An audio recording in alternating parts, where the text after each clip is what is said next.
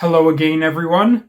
This video will be an in-depth speedrun analysis of the current world record in the demo percent category of Happy Wheels. Let's get right into it. There are certain strategies that have emerged and that appear consistently in world record attempts. After more than 11 years, players have developed many optimizations across all 9 levels of the demo.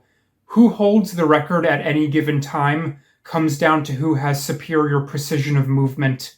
Right now, the top 2 players are Dre and Adam V247. They use almost exactly the same strategies in each of their personal best runs. The difference is that Dre moved more consistently well across the whole duration of his run, and he avoided multiple points where Adam got stuck for more than a second, specifically in the levels traptrac and obstacle course. Whenever the character selector is open, both players choose to play as Wheelchair Guy, of course. He is the fastest character in the demo version, so why wouldn't you want to play as him? His controls are more complex than those of the other characters, and a skilled player can make him move through levels very quickly and efficiently, with knowledge of how to position the engine precisely. In most games that are commonly speedrun, the player has to complete a number of levels in one of a few possible sequences. Depending on the rule sets of the category, it may be possible to skip certain levels, or to achieve some objectives outside of their intended order. But most games do limit the subset of levels that the player can access at the beginning of the run. The Happy Wheels demo is different from many other games, because all of the levels are accessible right from the beginning. The player can play them in any order, so long as they complete all of them to satisfy the category's conditions. The order in which one chooses to play the levels doesn't necessarily save any time in the individual run. Still, runners tend to play the more difficult levels earlier in the run. This strategy allows them to get more practice runs in a given time frame, and to become more familiar with the mechanics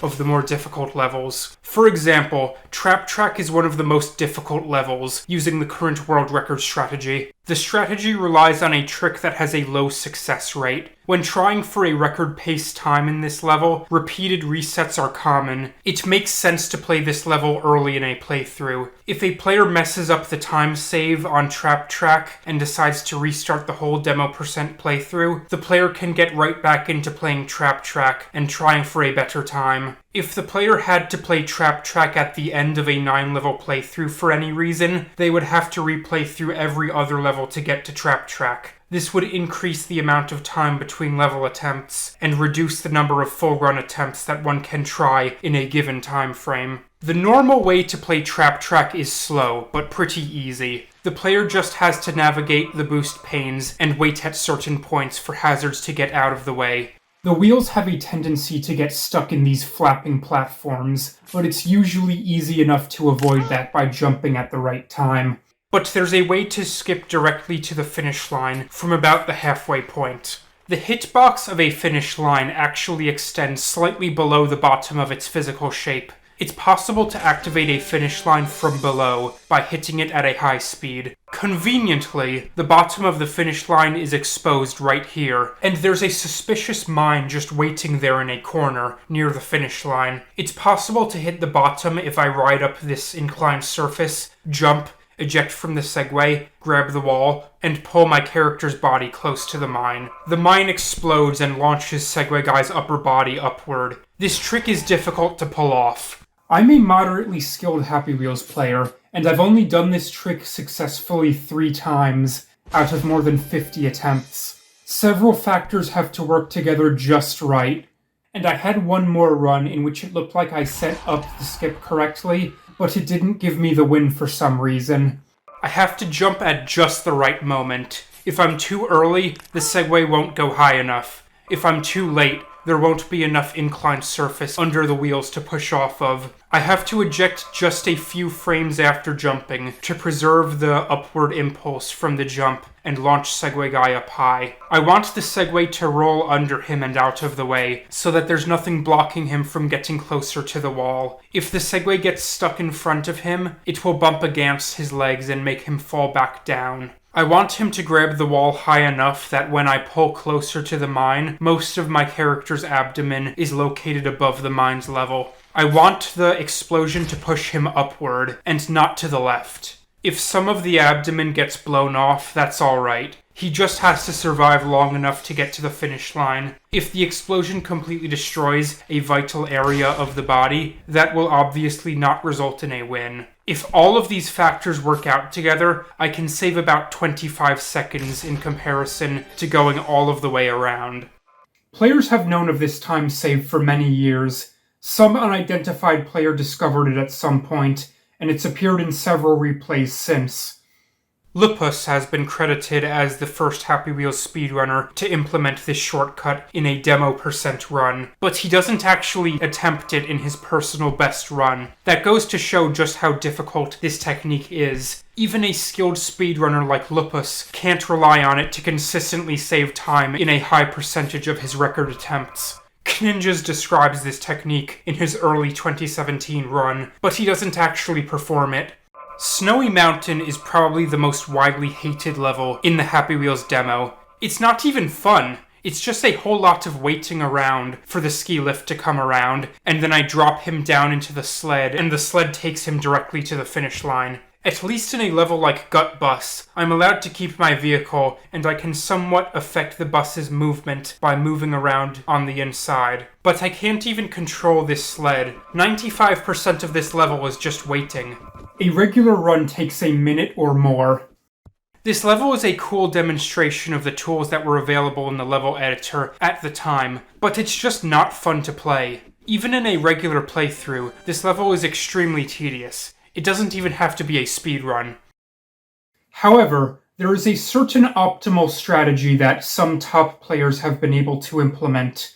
This strategy is more difficult than playing the level normally, so top players tend to play this level early on in a run. The closest finish line is actually below where the player starts, and to the left. To start with, I want to get off of the ski toe, drop down, and start moving to the left. But there's an obstacle. There are these two boost panes just to the right of the starting point. They push me back up onto the starting platform if I release early. And just slightly to the lower right of there is a large fan. If I let it tow me past the boost panes and I drop down, the fan will push me back up. There's a very narrow space in which I can get under the boost panes without going so far that I fall into the fan's airstream. I grab onto the tow rope and I release just slightly before touching the higher boost pane. The higher boost pane reverses my direction and sends me to the left, but I continue to fall downward. It doesn't push me upward enough to stop me from falling. As I move into the lower pane, which is oriented straight up, that pane starts to make me float upward. If I move far enough to the left quickly enough, that will only push me up against the lower surface of the starting platform, and I won't be pushed back up on top of the platform. From there, I can fall down onto the snow. In the record run, Dre doesn't even wait for the tow rope to start moving. He pulls off several extremely precise movements in which he jumps on the Segway, quickly ejects, pushes off of the wheels of the tow rope, and lands precisely in the right spot for the boost panes to move him.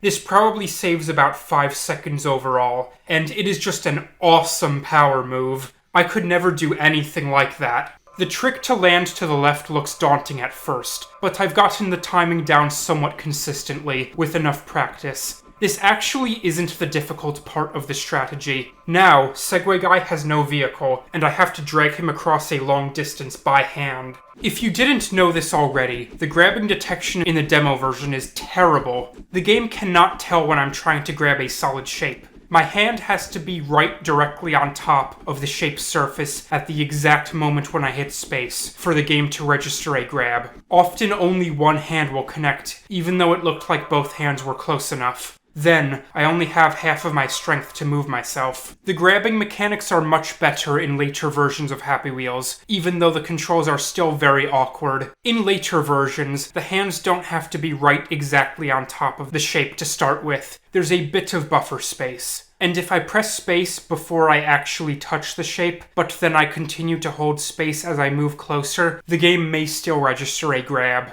Anyway, back to the demo. I think that the easiest and most consistent way to move to the left here is to get Segway Guy facing downward on his knees, to grab the ground, and to push outward to compel him backward. Then I can reset him to this position on his knees, and repeat the movement. Adam uses basically the same method in his personal best run, but he does it faster and more consistently than me. Here's the difficult part of the technique. To continue moving to the left, the player has to cross over this wide gap with a boost pane in it. Adam makes it look easy. He pushes himself up to the edge, and he grabs exactly on the right corner of the gap. Then, he pushes forward with all of the character's strength, and Segway Guy clears the gap, if just barely. I've never been able to cross the gap exactly as Adam has. The distance to the corner and the angle of the final push are just too precise.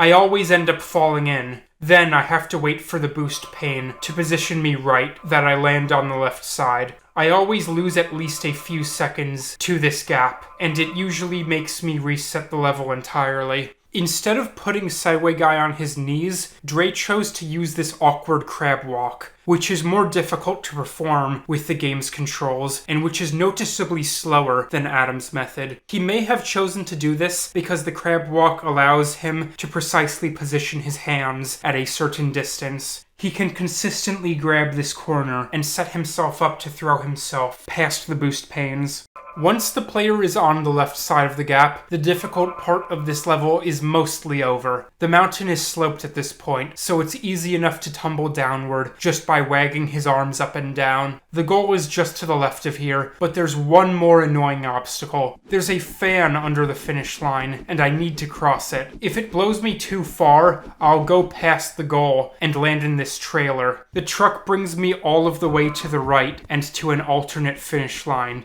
It's so slow, and it wastes like 45 seconds. It's much slower than taking the easy route in the sled. This is a terrible outcome. I don't understand the exact method to cross this fan without getting blown past the finish line. I mean, I've done it, but I'm not sure exactly what I did. I think that the fan doesn't push the character quite as far if I approach it slowly. Adam noticeably slowed down right before the fan, and that worked out for him as well. He slowly inches closer and closer to the fan. When he's right next to the airstream, he gently but purposefully flips Segway Guy over the fan. It doesn't push him very high, and he lands comfortably on the left edge of the finish line. Whatever you do, do not grab the floor when Segway Guy's body is overlapping the extreme right edge of the fan's airstream. If you do, the fan will push him upward violently and rip off his arms, and it will push him to the right, where he can't even drift the rest of the way to the finish line. By the way, I can't even see the fan when I'm trying to figure out all of this. It's way down under the snow. I just have to work it out by sound or something. If all of this sounds too complicated, you can always do whatever Dre is doing. He doesn't even slow down to precisely position himself near the edge. He just crab walks right into the fan's way and lets it flip him around. I don't know how he gets away with it. Considering how high the fan launched him, it looks like he should have landed well past the finish line. Well, he's Dre. He does what he wants. I think that the Happy Wheels community must have known about this time save for years.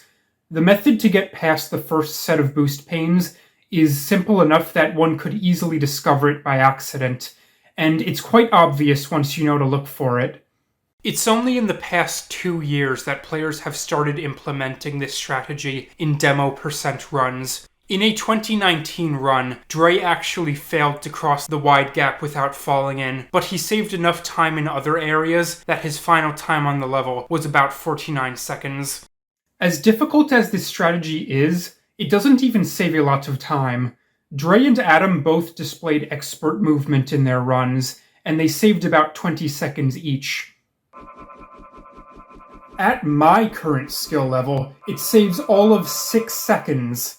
My fastest time with this strategy is 52.7 seconds, which is just barely faster than taking the sled. For this strategy to be useful at all, you really have to know what you're doing. You have to get past the gap with the boost pane in it as quickly as possible, and you can't lose very much time by failing to grab the floor or by pushing yourself in the wrong direction. I'd probably be able to do a lot better on this level if the demo version's grabbing detection weren't so awful. I'm so used to playing the newer Flash versions and the JavaScript port, in which grabbing is much easier. The level, A Large Satan Eats You, isn't necessarily difficult. The optimal strategy is conceptually the same as playing the level in a straightforward manner. The player waits to get a forward impulse from the fork at the beginning. Immediately when Wheelchair Guy is in the air, use the engine to increase his speed further. Then the player simply avoids bumping into obstacles as much as possible, while going straight to the gears. It is optimal to jet rightward off of the horse immediately once I make contact with the horse. With a slight adjustment of my angle, I'm at just the right height to reach the opening. If I'm slow, the horse will hit the spring platform and bounce back up in front of me. If the horse blocks the opening, it may be a good several seconds before you're able to successfully push it out of the way and get past. Wheelchair Guy ejects from the vehicle and squeezes himself between the gears. Then, it's a straightforward path down to the finish line. Runs can be slightly faster if you keep the wheelchair instead of ejecting between the gears. If you position it just right, you can fit the whole vehicle into that space. The jet engine supplies the extra boost of speed necessary to save 1 or 2 seconds on the straightaway, and this is the strategy used mostly in individual level runs. I do not recommend this strategy for whole game runs, because it is much less reliable. When he's sitting upright in the chair, Wheelchair Guy's body isn't able to reposition to get between the gears, and the wheelchair is large and difficult to fit. It usually happens that the gears kill my guy because the whole vehicle isn't able to fit. Sometimes I even lose time from keeping the wheelchair because it bumps up against the gears and gets pushed back. Adam and Dre both took the sensible route to jump out of the wheelchair. This technique is much more reliable, and it's only about a second slower. While this level is simple, there's a lot of unpredictability to it.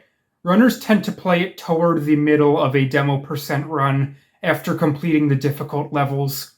These damn gears. They can completely break a run. I want to go past at just the right time, so that I can fit him into the space between the teeth of the 2 gears. If any one of the teeth bears down directly on him, it will rip him to pieces. This maneuver is very difficult to time consistently. Even with all of my practice, I only get through unharmed about half of the time. A very small time difference in when he gets to the gears can make the difference between coming through cleanly and being destroyed. And it's not like I can really stop in front of the gears and wait for the perfect time to dive between them. Well, I can, but it usually doesn't work. I want to conserve most of my speed from early in the level so that I can launch Wheelchair Guy directly between the gears. I want to get him through quickly so that there's less time for the teeth to damage him. If I go slowly here, he'll sort of flop onto the lower gear and possibly get stuck in the teeth instead of going directly into the space between the 2 gears. All injuries are not the same, of course. I mostly want to avoid the gears crushing his head because that kills him instantly. If I get his head through the open space first, and the gears cut off his legs, I'll be able to escape to the finish. Generally, you cannot count on Wheelchair Guy surviving to the end if the gears rip open his torso and expose his intestines. In my experience, he always dies just barely before reaching the finish line. Gut Bus Extreme is one of the most iconic levels in Happy Wheels. It's certainly the first one that comes to mind when I think of the game. It's actually the only single level ever submitted by the user Royal. That's Royal, spelled with the number 4. Man, what a legacy to leave behind. Royal graced us with this one awesome level in the first month of the game's release. Then he dipped. He said, "My work here is done." The construction of a large vehicle that moves on its own was quite innovative, and this turning mechanism at the beginning that releases the marbles was a really creative design. An excellent solution to delaying the start of the bus's movement, given the very limited tools that were available at the time. When I first thought of speedrunning the demo levels, one of my first thoughts was that Gut Bus would be a major pain. This level is longer than most of the others, and the traditional strategy requires a good amount of waiting. The level's geometry is pretty clearly directing the player to get into the bus. But once you're in the bus, you have to wait for the marbles to come down and push the bus forward. Once the bus is in motion, the player has very little control of it. You can shift your weight around slightly to make the bus go forward slightly sooner or to delay it, but there's no exact method to this. For the most part, I'd just be jamming buttons hazardously and hoping that I'm somehow making the run shorter by some small increment. The effects of the player movement in the bus are quite chaotic and unpredictable. I don't know beforehand that a specific sequence of inputs will have the effect of either lengthening or shortening the overall run. I kinda have to figure it out with every individual run. The moving shapes in the level have much greater effects on the bus's movement in comparison to the player. When the balls collide with the bus, they change its momentum. And if you get especially unlucky and the wrecking ball pushes the bus backward, you'll lose several seconds of time. And if the top of the bus doesn't flop open correctly at the end, you may get stuck in the bus and have difficulty getting to the finish line. If you look at early individual level speedrun attempts in Gut Bus, you see users struggling against all of these problems. Submitted replays were averaging 35 to 40 seconds. Unfortunately, all of these early replays are now inaccurate, and I can't examine their specific strategies very accurately. A few of Royal's own replays have survived through videos that were put online. Pretty quickly, players figured out how to save a lot of time and to circumvent the more unpredictable factors of the level by escaping from the bus at the beginning of the level. There's a blue gate that flaps down to prevent the player from riding over the top of the bus. If the player pushes it away in a specific manner, it is possible to get out in front of the bus. This method saves more than 10 seconds because you don't have to wait for the marbles to push the bus, and the character can move more quickly than the bus on average. I've been aware that it's possible to escape from the bus, and that some players had success with that strategy in individual level runs, but I hadn't realized just how easy this strategy actually is to reproduce. With Wheelchair Guy, you can position the jet engine in a particular way and lean back to flip him around. His legs hit the gate first and push it out of the way. This often breaks his legs. Once the gate is pushed back, there's enough space for the whole vehicle to squeeze through without rolling back into the bus. It's actually easier to avoid rolling back if you're playing as Segway Guy, because he stays standing upright. This is the strategy that Lupus used in his personal best, but Segway Guy is a slower character overall. Escaping from the bus at the beginning can be tricky, but this method has a high enough success rate with practice. It's definitely a method that most runners could reasonably integrate into a demo % run. It's much more reliable than the skip in traptrac, and it saves more time. When I tried this trick years ago, I usually ended up falling into the bus. Maybe I'm just bad. While there is a viable time save in this level, Gut Bus is not a free pass by any means. A run that stays on record pace requires quite a lot of practice and precise inputs. The current world record strategy utilizes Wheelchair Guy, obviously. He goes up the ramp at full speed with the engine and soars through the air for a while. At a very specific moment, he changes the engine's angle to avoid damage before he crashes into the wall. Then he goes downward straight to the finish line, and he precisely moves the engine to weave around obstacles. The record run is extremely well optimized. That level of precision in engine movement is very difficult to reproduce. Almost all players would choose to take the course more slowly, at the cost of a few seconds. And if Wheelchair Guy dies late into the run, the player has to restart the whole level, losing more time. It's not only the right building where he could hit his head. There are plenty of platforms and moving shapes that could injure him. Even a fall from a height may be enough to damage him, depending on how he lands. While there are a lot of factors that could ruin a run on this level, the top-level Happy Wheels speedrunners seem to be quite confident in their abilities to beat the level consistently. It's often played toward the latter half of world record attempts, while the runners put less consistent levels earlier in the run. BMX Park 2 is a simple and straightforward level. Essentially, you just have to ride forward at a high speed and go through the loop and avoid dying before the goal. Both top players extensively use Irresponsible Dad's wobbling exploit to maximize airtime. I noticed that they both also chose to eject JB right at the beginning of the level and to run over him. I don't think that there's any particular reason to do this. I don't think that running over a child saves any time. Maybe this is a high-level technique that I don't fully understand. Who knows? Dawn of the Dead Level 1 is a level that's so mechanically simple that it's not even interesting to talk about. It's boring, even. I don't know why Jim decided to include such a simple level on the demo, though the zombie characters that are made of shapes do look cool. To begin with, I immediately accelerate to the right and cross over 2 gaps between the buildings. Some shapes from the exploding zombies may fly around. I can mostly ignore those. They have little effect on me. I may have to jump over them once, and that's it. Once I get to the end of this building, I jump and grab the rope of the helicopter. Now I have to wait for the helicopter to tow me to the finish line. That's it. I just have to wait. There's no way to speed it up.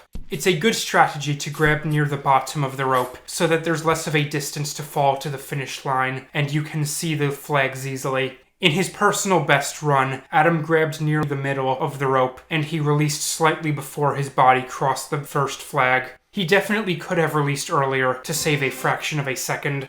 Dre actually grabbed so high up on the rope that the flags weren't visible to him when he was passing over them. But somehow, he knew to release at the right moment. He must have timed it mentally. He actually landed significantly closer to the edge of the finish lines from where Adam had landed, and he got a faster time. Obstacle Course is a unique level. In most straightforward obstacle-type levels of this nature, Wheelchair Guy is the most optimal character for speed. That would probably be the case in this level as well, if not for one very specific detail in the level. The single level record for Obstacle Course actually utilizes Irresponsible Mom, a character that's not often played in speedruns.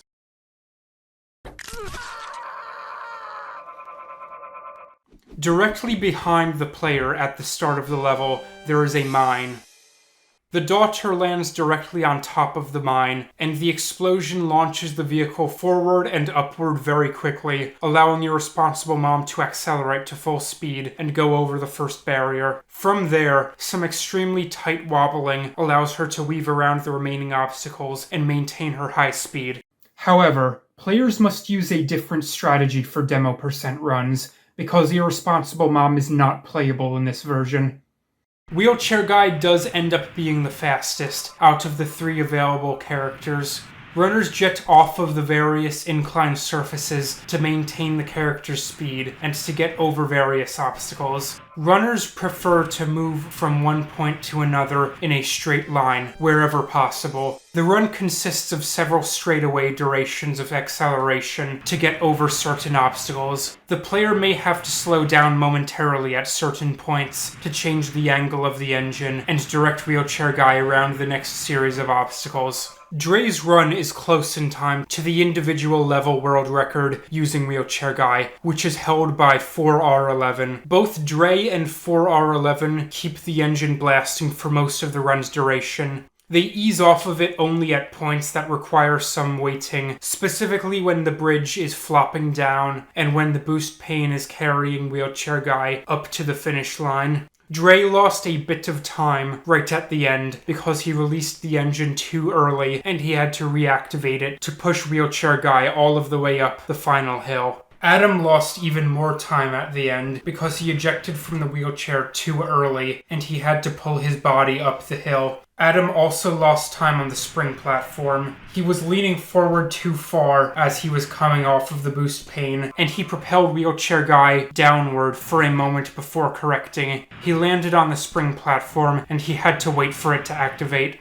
It actually can be useful to briefly activate the engine while facing down, as the boost pane is bringing Wheelchair Guy up. This slows the vehicle down just enough that one can avoid colliding with the ceiling and falling back down. Adam may have been going for this strategy, but he held the engine for too long. Dre and 4R11 were both able to skip over the spring platform entirely by carefully positioning the engine to maintain altitude. Both top players stand to improve their times on this particular level. It Keeps Happening is the shortest level in the demo percent run, and runners consistently place it toward the end of a world record attempt. That basically means that they think that it's easy to get a quick time on this level. The players start right up on the edge of the level area, and the finish line is only a few body lengths above. With Wheelchair Guy, it's possible to use the engine to push him right up against the edge and push him upward. Then he can either lean forward or jump out of the wheelchair and onto the finish line, skipping over the entire set of stairs in the level. It's worth noting that this technique is much easier in the demo version than in other versions of Happy Wheels. The demo is the version 1.1 release of Happy Wheels in Flash. That early on in the game, the physics were still quite wonky, even by Happy Wheels standards. It was possible to basically defy gravity by leaning against the side like this. Later updates to the physics would balance the characters somewhat, and make blatant exploits like this one more difficult to pull off.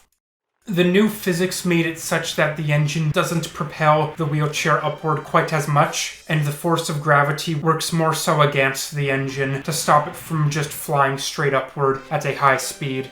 In the current JavaScript port and later Flash versions, it has been possible to gain some height by leaning against the wall, but it takes considerably longer than in the demo, and the method requires more precise balancing.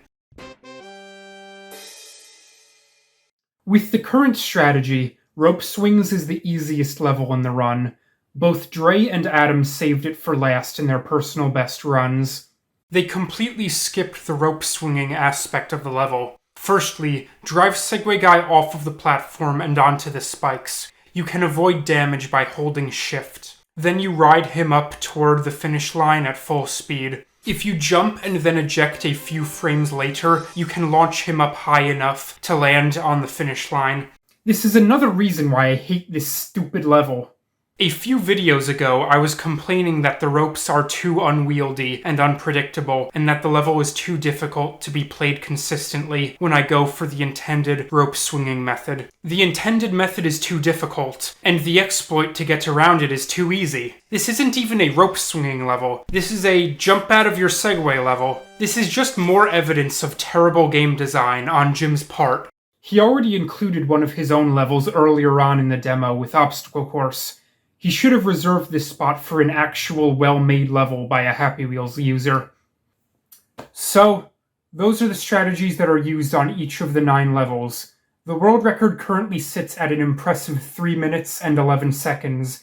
Dre achieved this run in November of 2020. Dre seems to think that a sub 3-minute run is possible, and that it should be achieved soon. I agree that it's possible. If you add together the individual level records for the 9 levels and a few seconds to account for the level selector and character selector screens, the total is comfortably within 3 minutes. But whether or not anyone will actually achieve that ideal run, and how soon it may happen, is another matter entirely. The current world record strategy is already quite difficult to implement and very well optimized. It requires an exceptionally fast time on every single level, and a single mistake can completely tank the run. I think that the level in which Dre has the potential to save the most time is actually Gut Bus. In his demo percent record, his time on Gut Bus is more than 5 seconds slower than the individual level record, which is held by Adam. At the very end of the level, Dre was very conservative with his use of the jet engine. He didn't even have the engine turned on for most of the time when Wheelchair Guy was falling. In a demo percent run, it's reasonable to be cautious. It takes very precise movements to weave around these obstacles at a high speed, and a single fall from a great height can kill the character, causing the player to replay the whole run. It makes sense to go slowly here to avoid dying. But Dre is going to have to implement some riskier and more difficult strategies if he's serious about bringing the demo percent record under 3 minutes. That would require a lot of trials and a lot of practice on individual levels to get the movement down, on top of the intense practice that I'm sure Dre has already done to get his current time. I hope that he succeeds. The 3-minute barrier is the final minute barrier that anyone will ever break in this category. Unless if someone discovers some insane new strategy. It should be major news in the Happy Wheels community when Dre or any other player finally achieves that run. Thank you all for watching this video. These past 3 parts have been a huge amount of work, not only to research and script and to edit it all together. I also recorded several hours of my own gameplay in the demo to provide visual aids and to get a better idea of how Dre and Adam achieved their impressive runs, and it was definitely worth it. This has been my favorite Happy Wheels video that I've made so far. After this video, I will be taking a hiatus from making Happy Wheels videos. I need more time to focus on other happenings in my life, and I feel that it's time for a break anyway. I've been making these videos on and off for more than a year, and I'll be able to return with a fresh mind in a few months. You may expect to see some smaller projects releasing in a little while. Some Flash game playthroughs. I have at least one AMV in the works. My next big project will be an analysis of the any percent record in Happy Wheels. That's going to be a huge undertaking for me, because that run is like 4 hours long. It will take me at least 3 videos to cover everything that I want to cover. I'll let you all know when that's coming. Goodbye for now.